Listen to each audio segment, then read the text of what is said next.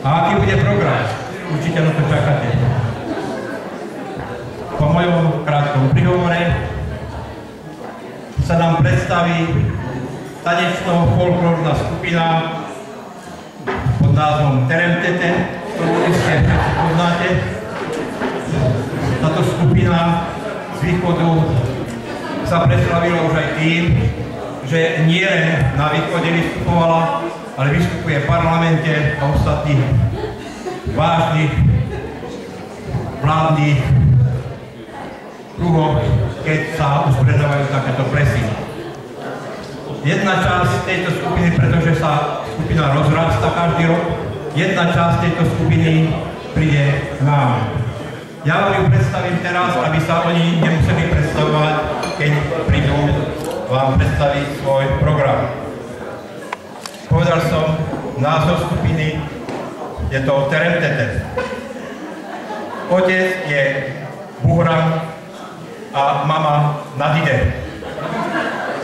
Deti sú Fisun, Buket, Buržu, Buržin, Šehrezáda a Onur.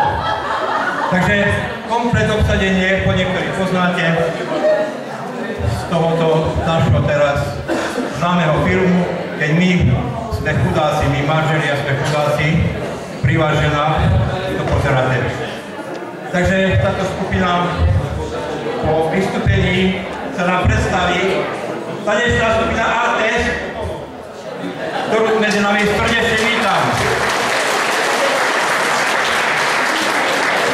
Táto tanečná skupina nás bude sprevádzať až do neskorého rana. Takže dúfame, že nás dobre zabaví. Potom okolo 21. hodiny po dvoch školách sa bude podávať večera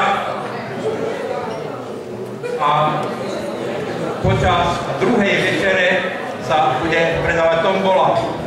Vidíte tu krásne ceny.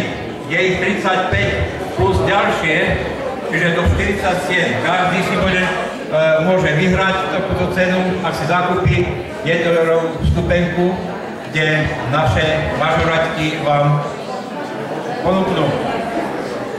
Samozrejme, počas pitia kávy, počas veľkej prestávky po večeri, aby parket neostal prázdny, vystupí tu ďalšia tanečná skupina, ktorá sa vám predstaví ako Európen a zatancuje vám latinsko-americké tance a country muziku. Takže máme sa na to tešiť v druhej prestávke, zhruba o 10:30 hodiny.